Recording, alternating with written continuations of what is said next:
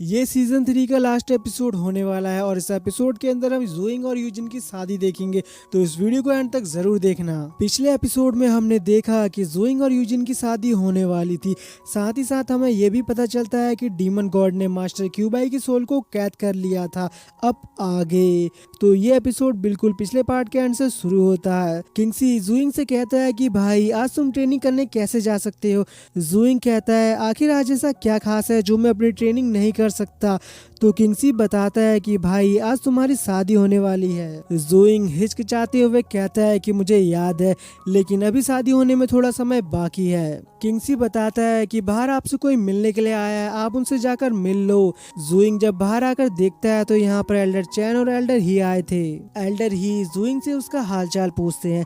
साथ ही साथ वो ज़ोइंग को एक स्टोरेज रिंग भी देते हैं जो इन्हें डीमन गॉड हेडक्वार्टर से मिली थी और इसमें कई सारे ट्रेजर है, लेकिन ज़ोइंग उसे लेने से मना कर देता है क्योंकि ज़ोइंग के लिए सारे के सारे ट्रेजर बेकार है और ना ही ज़ोइंग इसका इस्तेमाल कर सकता है। इसके बाद ज़ोइंग कहता है कि आप मुझे ट्रांसेंडेंट 7 लीफ फ्लावर दे सकते हैं। इस पर एल्डर ही कहते हैं क्या मैं जान सकता हूँ कि तुम्हें ये किसके लिए चाहिए। ज़ोइंग बताता है कि मेरे फैमिली मेंबर्स का ट्रांसेंडेंट लेवल में पहुँचना थोड़ा सा मुश्किल है, शायद वो इस ट्रांसेंडेंट 7 लीफ फ्लावर से ट्रांसेंडेंट लेवल तक पहुँच जाए। एल्डर ही कहते हैं कि मैं जल्द ही तुम्हारे पास पहुँचा दूंगा। ज़ोइंग इसके लिए एल्डर का शुक्रिया अदा करता है। इसके बाद वो यहाँ से जाने लगता है। एल्डर चैन कहते हैं कि मैंने कभी सोचा नहीं था कि ज़ोइंग इस हाल में भी अपने से ज्यादा दूसरों के बारे में सोच रहा है। ज़ोइंग इस सदी का सबसे महान योद्धा था, लेकिन आज उसकी ये हालत देखकर मुझे बहुत दुख होता है कि वो कभी कल्टीवेशन नहीं कर सकता। इस पर एल्डर ही कहते हैं कि हर इंसान की अपनी किस्मत होती है और वो अपनी किस्मत से नहीं भाग सकता। इसके बाद हमें थोड़ी देर बाद का सीन दिखाया जाता है। हम देखते हैं कि ज़ोइंग ने अपनी मैरिज वाली यूनिफॉर्म पहन ली थी, लेकिन वो थोड़ा सा शर्मा रहा था और किंगसी उसे सभी के सामने पकड़ कर ले आता है। ज़ोइंग के फादर लॉर्ड डोंगबो कहते हैं आज तुम बहुत अच्छे लग रहे हो। इतने में यहाँ पर यूजिन भी आने लगती है जो बहुत खूबसूरत लग रही थी। यूजिन की खूबसूरती देखकर सभी लोग बस उसे देखते ही रह जाते हैं। इसके बाद ये सभी ज़ोइंग और यूजिन को अकेला छोड़कर यहाँ से जाने लगते हैं ताकि ये दोनों अकेले में बातें कर सके। अब दोनों बातें कर ही रहे होते हैं कि तभी यहाँ पर एक पोर्टल खुलता है जिसमें से फ्लाइंग शिप बाहर निकलती है और इस शिप के अंदर ज़ोइंग के सभी पुराने दोस्त बैठे होते हैं। सभी लोग इन दोनों को मैरिज की बधाइयाँ देने लगते हैं। एल्डर टेंसी ज़ोइंग से कहते हैं कि तुमने तो जिया क्लैन की सबसे खूबसूरत लड़की को अपने प्यार में फंसा लिया, आज न जाने कितने लड़कों के दिल टूटने वाले हैं। सभी लोग टेंसी की बातें सुनकर हंसने लगते हैं। इसके बाद वो सभी लोग अंदर चले जाते हैं। टेंसी कहते हैं कि जब क्यूबाई और जियोसी की शादी हुई थी तब भी कुछ ऐसा ही माहौल था, लेकिन तभी एल्डर वो कहती है कि तुम्हें उस गद्दार का नाम नहीं लेना चाहिए। टेंसी कहते हैं कि क्यूबाई की कोई मजबूरी रही होगी, तुम्हें इस तरह उसका अपमान नहीं करना चाहिए। एल्डर वो कहती है कि मुझे कोई फर्क नहीं पड़ता। टेंसी कहते हैं कि अब इन बातों को छोड़ो, तुम्हें आज के दिन इतना गुस्सा नहीं करना चाहिए। अगले सीन में हम देखते हैं कि ज़ोइंग और यूजिन की शादी होने लगती है। कुछ देर फॉर्मेलिटी करने के बाद इन दोनों की शादी हो जाती है और दोनों ही एक दूसरे को हस्बैंड और वाइफ के रूप में एक्सेप्ट कर लेते हैं। इसके बाद सभी लोग एक साथ बैठ करके दावत का मजा लेने लगते हैं और खूब एंजॉय करने लगते हैं।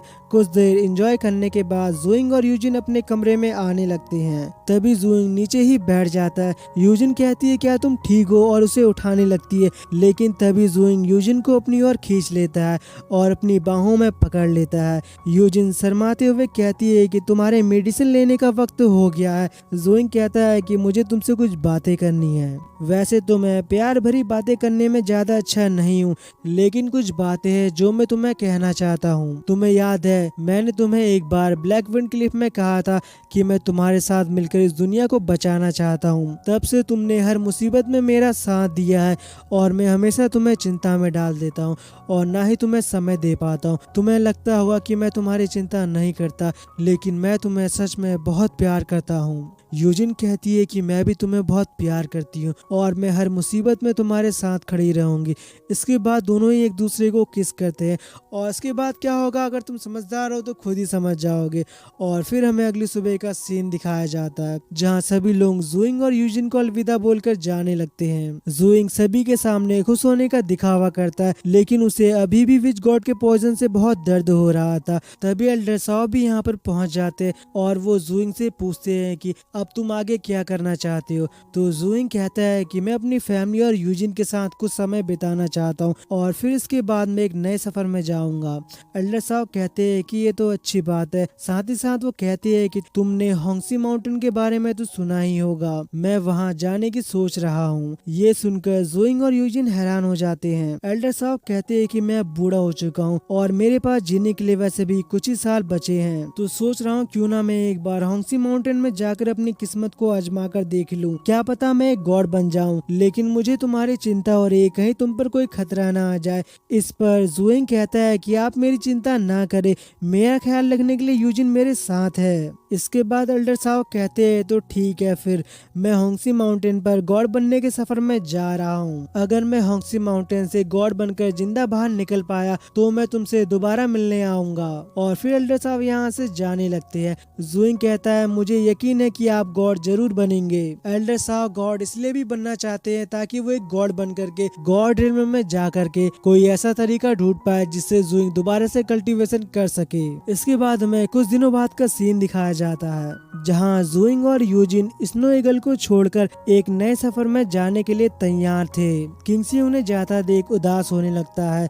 जूइंग कहता है कि तुम्हें उदास होने की जरूरत नहीं है, हम जल्द ही दोबारा मिलेंगे।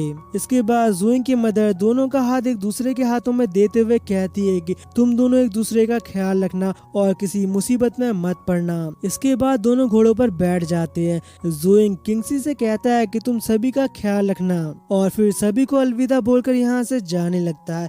जूइंग को जाता देख सभी लोग इमोशनल हो जाते हैं और इसी के साथ जूइंग अपने एक नए सफर की ओर रवाना हो जाता है। किंगसी चिल्लाते हुए कहता है कि भाई हमें लेटर भेजते रहना वरना मैं आपको ढूंढने आ जाऊंगा। अगले सीन में हम ट्रिसिया वर्ल्ड का सीन देखते हैं। हम यहाँ पर विच गॉड को देखते हैं, तभी यहाँ पर डीमन गॉड भी आ जाता है। विच गॉड कहता है कि तुम यहाँ किस लिए आए हो? डीमन गॉड कहता है कि जूइंग को तुम्हारे पॉइजन का एंटीडोट मिल चुका है, वो हमारे लिए दोबारा से खतरा बन सकता है। तुमने अब जूइंग के बारे में क्या सोचा है? विच गॉड कहता है जूइंग को एंटीडोट मिलने से हमें कोई फर्क नहीं पड़ता। यह एंटीडोट जूइंग को जिंदा तो रख सकता है लेकिन जूइंग कभी कल्टीवेशन नहीं कर सकता। हमें उससे डरने की जरूरत नहीं है, वो जिंदगी भर के लिए मेरे पॉइजन का दर्द झेलता रहेगा। अब विच गॉड और डीमन गॉड ने एक दूसरे से हाथ मिला लिया था और दोनों एक साथ मिलकर के जिया क्लैन पर कब्जा करना चाहते थे। विच गॉड डीमन गॉड से कहता है कि जिया क्लैन के साथ पिछली लड़ाई में तुम्हारी ताकतें कम हो गई है, तो तुम्हें अपनी ताकतों को दोबारा बढ़ाना चाहिए। तब तक मैं जिया क्लैन पर हमला करने का कोई प्लान बनाता हूँ और फिर हम साथ मिलकर के जिया क्लैन पर हमला करेंगे। अगले सीन में हम एल्डर साहब को एक एल्डर लेडी के साथ देखते हैं और वो एल्डर लेडी से कहते हैं कि तुम मुझे होंगसी माउंटेन पर भेज दो, मैं होंगसी माउंटेन में जाने के लिए तैयार हूँ।